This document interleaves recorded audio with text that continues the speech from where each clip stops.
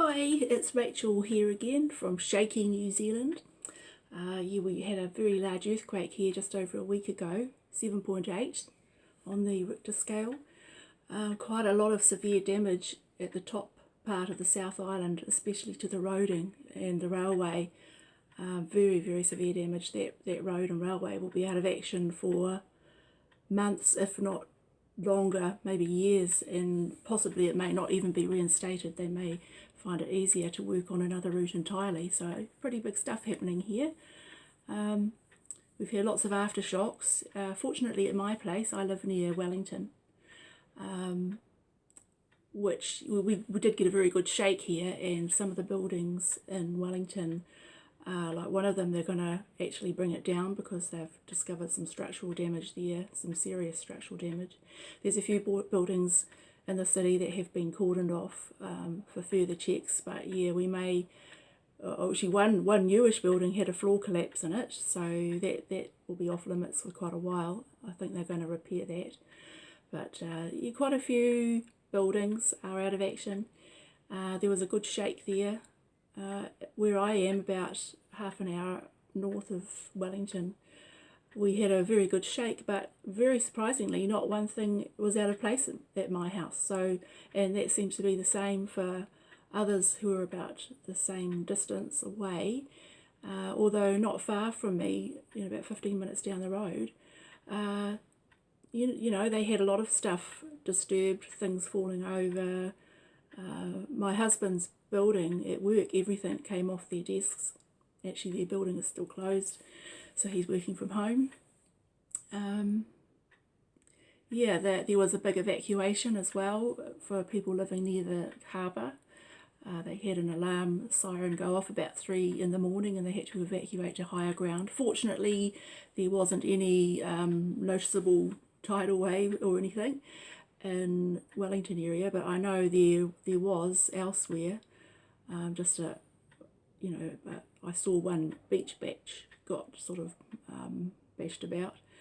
I'm not quite sure where that was, but yeah, so it's all been excitement, fun and games in New Zealand, and we're expecting it's not over yet. There's other major earthquakes happening around, Japan and South America, so we're all on the ring of fire, where we get quite a lot of earthquakes. So I hope there's not one while I'm doing this. Anyway, as you can see, I'm alive, I'm fine. And I wanted to talk a bit about I really want to see what Jehovah's Witnesses feel about this themselves, if they've given much thought to it or if it disturbs them. But in the February 2017 Watchtower, it states there that the governing body, or the faithful and discreet slave, are not inspired or infallible, and that they make errors in doctrinal matters and organisational direction. Which, that's nothing new. They've never said they're inspired. However, you have to wonder what really is the difference between inspired and spirit-directed. Is there really any difference at all? Also in that magazine, they made mention of, they said Jesus never said the spiritual food that they would produce or dispense would be perfect. So this poses a bit of a problem, because they're always thinking, like in prayers and that, the brothers are always thanking Jehovah for the spiritual food. The spiritual food comes from Jehovah. Now they're saying that the spiritual food isn't perfect. How is that possible? How can Jehovah produce and provide imperfect spiritual food? He's perfect. Everything he does is perfect. He's a God who cannot lie. So how can the food be imperfect? It just really doesn't make sense at all, does it? And you think, well, I'm thinking about, in the past I've read things in the literature about this spiritual food. This is when they're trying to, the writers of the publications are trying to prove that the organisation is Jehovah's organisation. And they talk about the quality of the spiritual food. There's a book called, I think it's Everlasting, God's Kingdom of 1,000 Years has approached, produced in the 70s. Yeah, and in there it talks about how the spiritual food had to be of good quality and had to be provided in a timely way at the right time, and that was evidence that it was from Jehovah. So we have to look back at the spiritual food that the governing body and the faithful and discreet slave have served up over the last 100 years. There's been an awful lot of food that's produced, well, stomach upset, indigestion, and even led to death, literally. People have died because of not accepting an organ transplant in the past, or not having a vaccination, or might have been over some political matter like in Malawi, how those brothers and sisters there died because they would not buy a party political card, which was just a one state country, so it wasn't like they were taking sides in any politics there. And while at the same time in Mexico, the brothers were permitted to bribe officials to say that they had done a year's military service, and that would entitle them to be able to get things like driver's licenses and passports. It would just make life a little easier. But, meanwhile in Malawi, the brothers and sisters were raped, tortured, and even murdered. So, people's lives were involved. People died from following the direction that we now know can be in error from the organisation. So, it's a life and death matter, Not too long ago, November 2013, Watchtower, they said in one of the paragraphs there that you must be prepared to follow the life-saving direction coming from the governing body. And even if it's impractical or if it seems unsound from a human or strategic standpoint.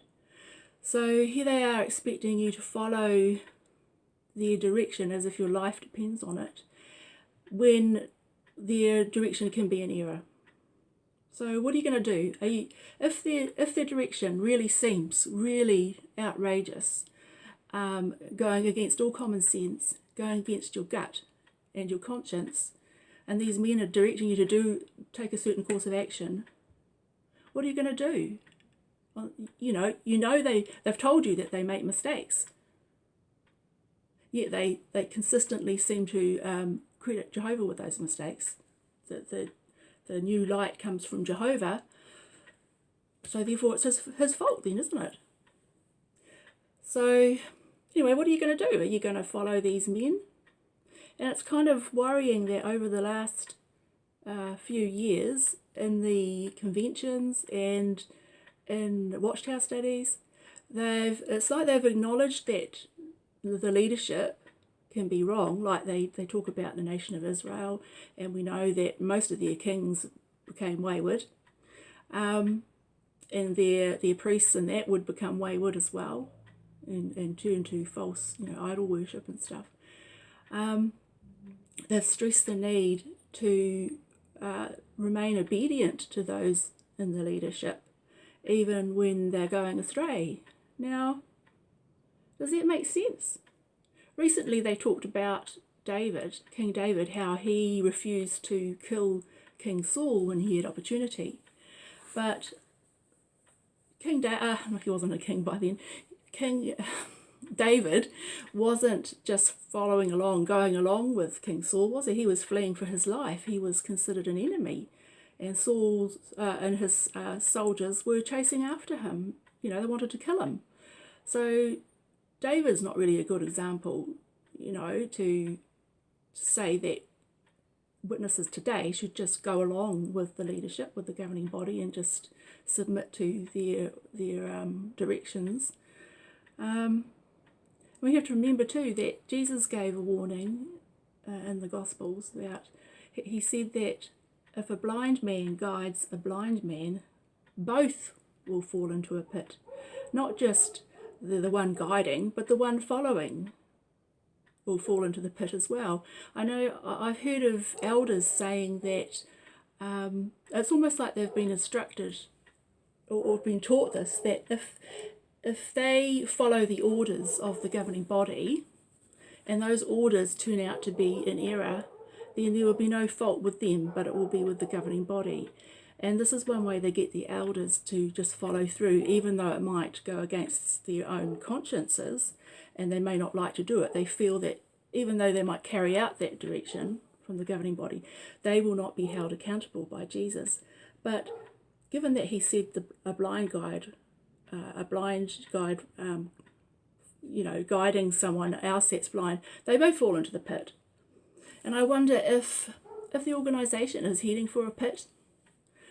Some have speculated that this statement made in the February 2017 Watchtower about them not being inspired or infallible, and that they may make mistakes in doctrine and in direction. Maybe they are going to come up with some doctrinal change or some change in organisational direction. I mean, there's certainly a lot of changes needed, but in March 2017, the organisation in Australia will be up again before the Australian Royal Commission. And it could be that they will be forced to change some of the procedures that they follow in regards to handling of child sexual abuse. The commission who spoke, there was an 8-day hearing in 2015 where many of the brothers involved with certain cases of child sexual abuse and the handling of it, and also Jeffrey Jackson of the governing body. They were interviewed, put on the stand, and they sort of skirted around issue. They really looked like the whole thing was handled very badly. A lot of changes were needed, and the commission identified over 70 areas that were really inadequate, and they will want to see a lot of changes being made. So this meeting again in March next year, the commission will want to see what the Watchtower Society in Australia have done to improve the way they handle sexual abuse of children. So it could be that there will be sudden new light from the governing body, and that, we now realise after studying the scriptures that we don't need 2 witnesses for this kind of crime. Who knows? But one suspects that some major change may be coming up with this, following this Watchtower study. So I'll be very interested to see what happens. But anyway, Jehovah's Witnesses, if you're watching, please think. You just had in the midweek meeting, your Christian Life and Ministry meeting, a piece talking about using your intelligence that God gave you. Use your intelligence. Think it will serve for you as a protection. Don't just go along with what men tell you. No, don't do that. You've got to think. Be responsible for your own actions, and do what you believe is the right thing to do. Okay? And don't try and silence your own conscience, believing that, surely the governing body will know better. Because no, they're just men. Okay? They're just men groping for answers like everyone else in the world. So no, don't just blindly follow them, because you will fall in a pit. Okay, well that's all from me. Okay, bye.